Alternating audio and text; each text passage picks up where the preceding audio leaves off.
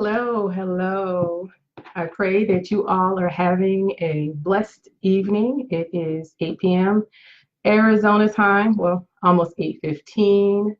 Of course, some other time in your neck of the woods. Hi, Ashley.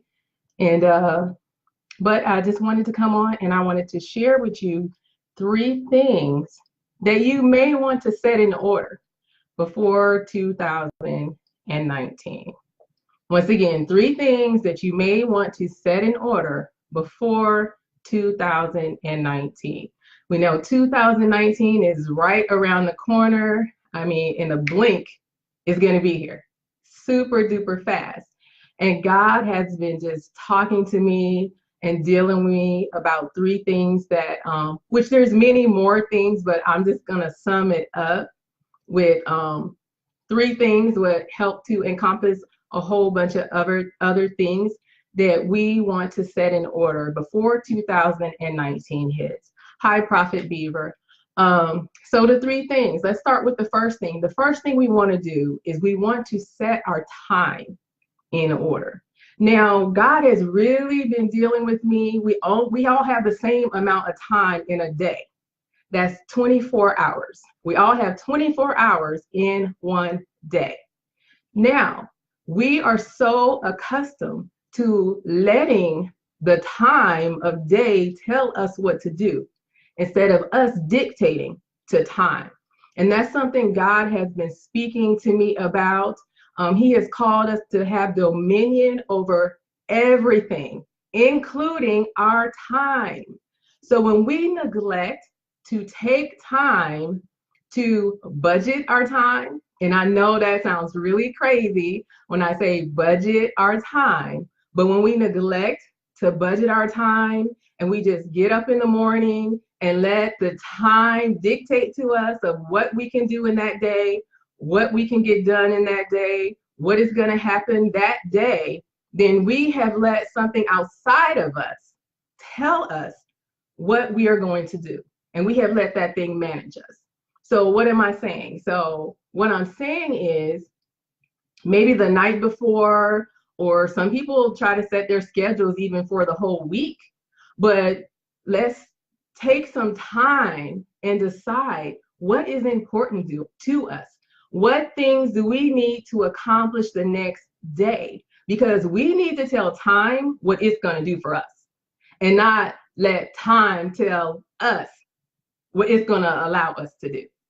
What am I saying? Oh, and for those of you who don't know, I didn't introduce myself. My name is Cassie Lockhart, and I'm just here sharing what the Lord lays up on my heart to share with us.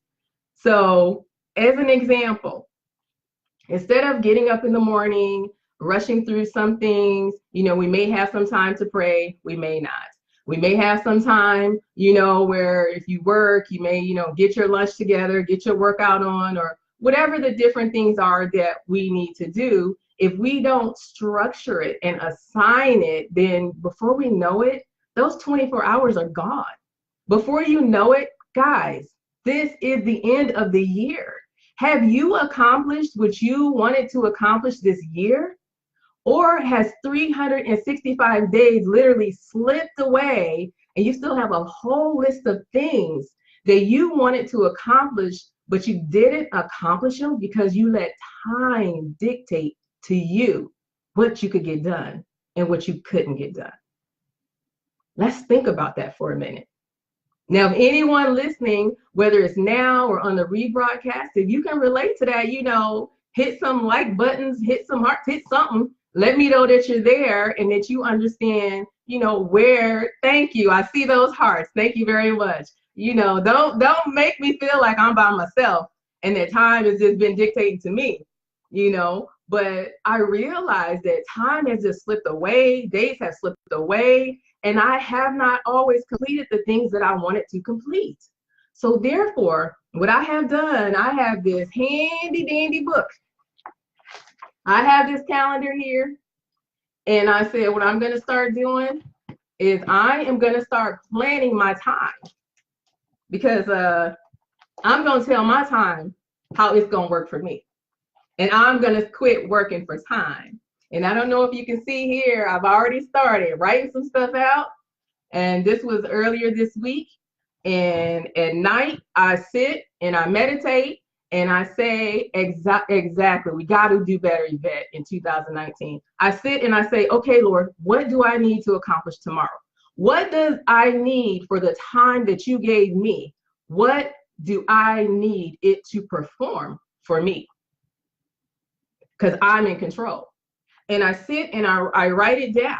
I write everything down. I mean, something as simple as, you all know, appointments. If we have a doctor's appointment, to us, that's very important. We put it on the calendar. If someone calls and says, hey, can you do such and such at this time, but that time is the same time as our doctor's appointment, we say, oh no, I have an appointment. I can't make it. We don't schedule God in like that. We do not schedule him in like that at all. That's right, be wise. But we have to make time for the things that's important. And you know, there's nothing wrong with putting those blocks of time in from 8 to 9 o'clock in the morning. I'm worshiping and I'm praying. And when someone calls and someone says to you, hey, can you do such and such at 8 in the morning? You say to them, oh no, I'm sorry, honey, I already have an appointment. They don't have to know your appointment is prayer and worship with God. It's an appointment. It's like, no, I'm booked. I'm already booked. I'm sorry. 9:15, I'm available at 9:15, but I'm booked from 8 to 9. And so we have to start taking control of our time. And I don't know about you, but I don't want to go into 2019 and be dictated by certain things in my life anymore. I want to dominate every area of my life that God has called me to dominate. So one thing, number one, and I said 3 things that I want to dominate, I want to take over, I want to set in order, I want to set a precedent for in 2019. And I'm using these last week and a half of 2018 to set the foundation and the standard for 2019. I'm not waiting until 2019 comes to start it. No, I'm starting now. So when 2019 comes in, I've already ushered my foundation and my platform. So number one is time. Number 2 is along the same lines as our finances. We've got to get to a point to where we tell our finances what they're going to do for us. For so long, our finances tell us, yes, you can go there. Yes, you can eat that. Yes, you can wear that. No, our finances tell us, they dictate to us what we can and what we can't do. I don't know about y'all, but like, I'm tired of that. That's not cool. It's totally not cool. You know, it's time for us to dominate our finances. It's time for us to, the bad word, it's time for us to get on a budget. Amen. If you type in there, I need to get on a budget. Type, I need a budget. We need a budget. We need to get on a budget. We need to prioritize. We need to take care of business first. We need to give what we need, render unto God. Give unto God what we need to give unto God. We need to pay what we owe. And then we need to start planning. We need to plan for travel. We need to plan for a clothing allowance.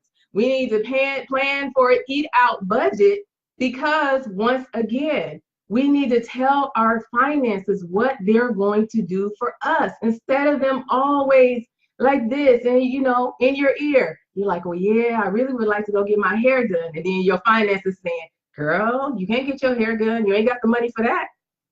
No more of that. No more. We have to dominate and we have to take control, and number one, I believe that starts out with us being obedient to the word of God and with us sowing the way that God has called us to sow, for us to sow off of the top, for us to sow with a joyful heart, for us to sow into good ground, not just sow into anything, but sow into good ground, something that's going to give us back a magnificent harvest. And then we need to be responsible to take care of the obligations that we have already committed ourselves to. And as we begin to do that, like I said, get a budget. You need a budget.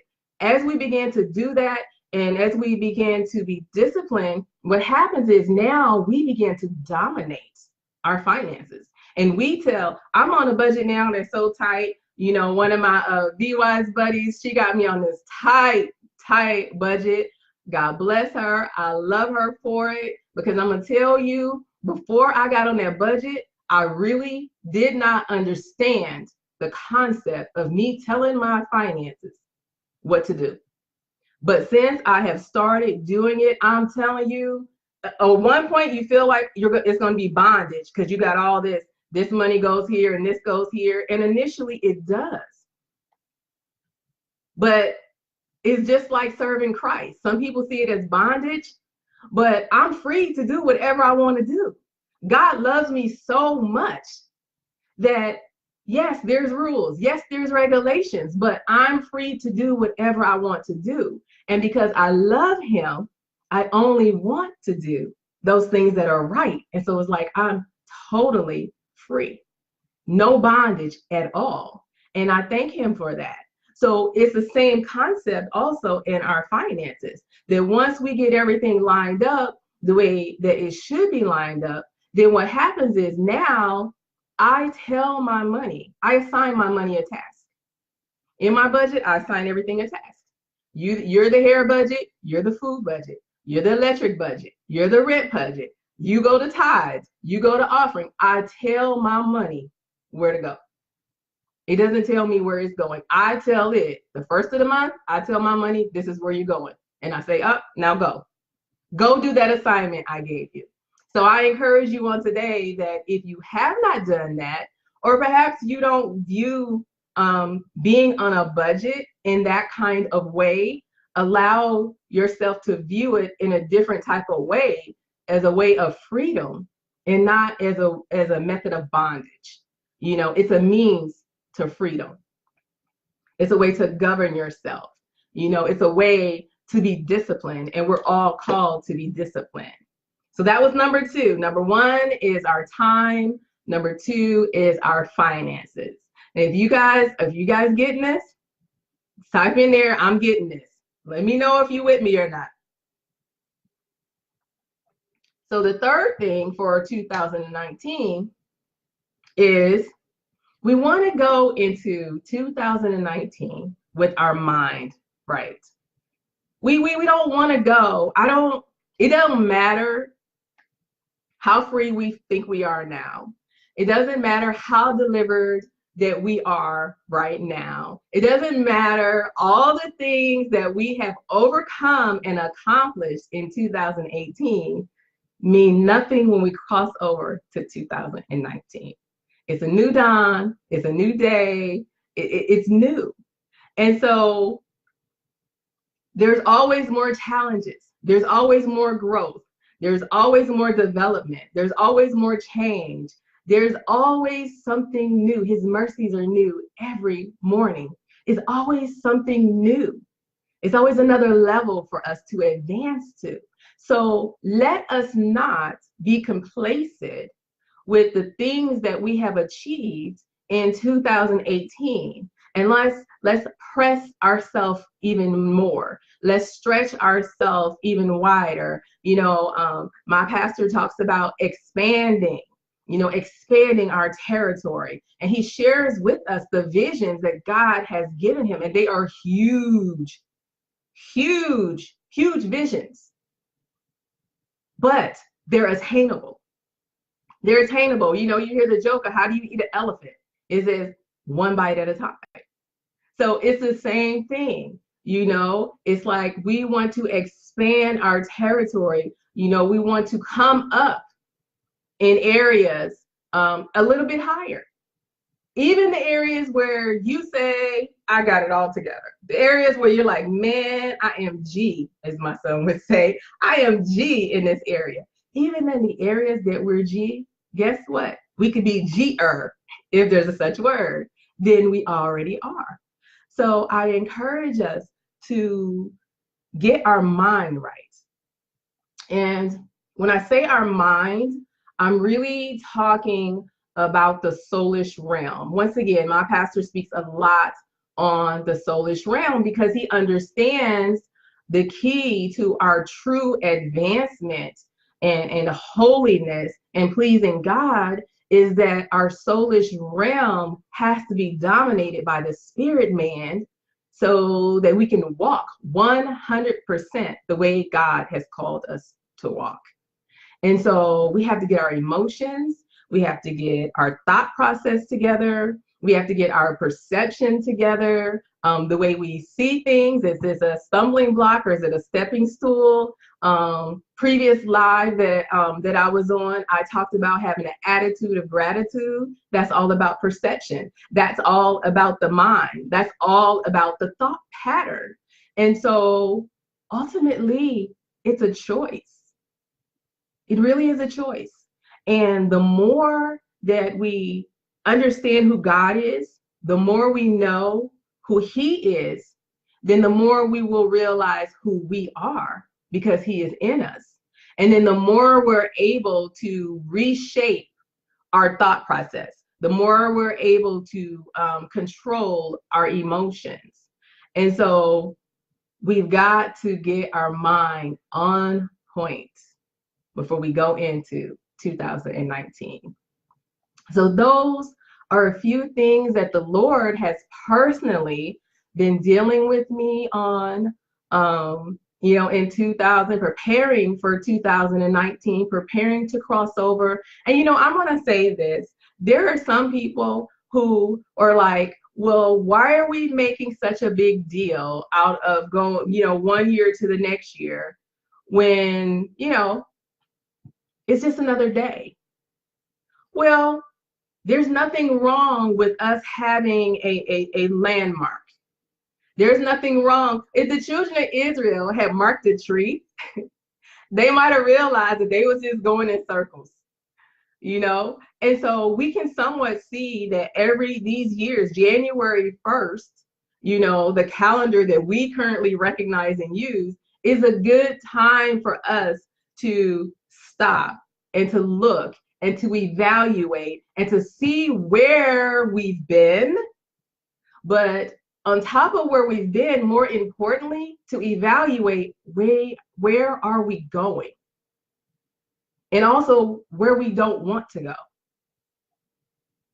So it is an amazing time for us to evaluate everything, to get ourselves lined up, to get ourselves on point. So when we cross over January 1st, 2019, we will dominate our time, we will dominate our finances, and above all, we will dominate our minds. Because if we don't dominate our mind, it's going to be hard, super challenging for us to dominate our time, our finances, and anything else. So that is what I felt in my spirit to share on today. If you have any comments at all, please, by all means, feel free to leave your comments, whether you're watching now or whether you watch on the rebroadcast, because I do go back and I look at all the comments, I read them, I respond to them, I take them to heart, and I know that we are all going to have a very blessed and prosperous new year because we are diligently doing what we need to do in 2018 so we can leave all the mess behind and we can enter into all the glory, all the righteousness, and everything that God has for us in 2019. So feel free to comment, feel free to like, and to share. God bless you. I love you all, and enjoy the rest of your evening or whatever time of the day it is when you watch the replay. Bye-bye.